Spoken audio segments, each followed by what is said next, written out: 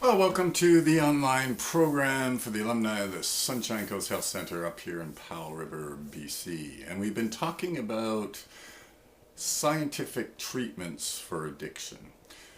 So far we've done the disease model, if you believe it's a disease, some treatments. If you believe it's what we call this cognitive behavioral, so there's behavioral stuff, being cued by the environment, plus some thinking stuff.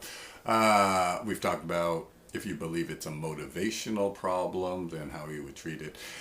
And this time we'll talk about, which may in fact be the most famous of all treatments, although it's not really one treatment, and certainly probably the most common you'd find in a residential center, and it's something called the eclectic model of treatment. Eclectic just means we're just going to use a grab bag of stuff, right? So, maybe we'll use some motivational treatment stuff, and maybe we'll use some behavioral stuff, and we'll use some medical stuff, and we'll put it all together. It's a really interesting phenomenon, because one of the things that's clear to the researchers, at least, is that the therapist's personal bias comes into play quite a bit. So maybe not so scientifically designed, even though they can claim, yes, well, we'll use this therapy because it's all got good research. And we'll use that therapy because it's got good research. But they start mixing and matching in a way that maybe tends to reflect the bias of the therapist. But it's very common. Many different approaches to help the person recover. Right, so maybe we'll do some stuff. When someone comes in, we'll use some motivational interviewing. Well, why'd you come to a treatment, right? And what pressure was on you? Are you here for yourself? I mean, do you think you have a problem? What do you think your problem is? I mean, all these kinds of things we might use sort of in a motivational thing.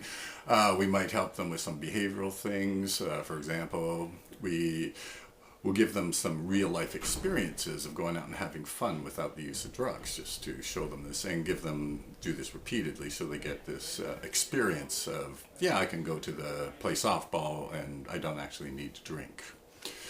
We might give them some medical help, right? Especially in detox, that's pretty much obvious. But some medical help, maybe they suffer from depression. We'll give them some antidepressant pills if it's warranted. I mean, all these things we can help them medically. So we use all these different ways of helping people overcome the addiction from different theories, and then put it all together and hope that the person will be able to overcome recovery. Again, very often it's not all that. When you mix and match, it's kind of tough. And by the way, this is a highly controversial issue in the field. People are not quite sure how to put things together, and different people have different ideas. But at any rate, it's pretty common.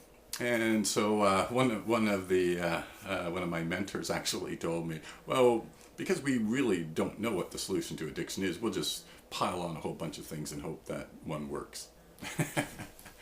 Anyway, that's it for this online program, and we'll be back next time with another topic.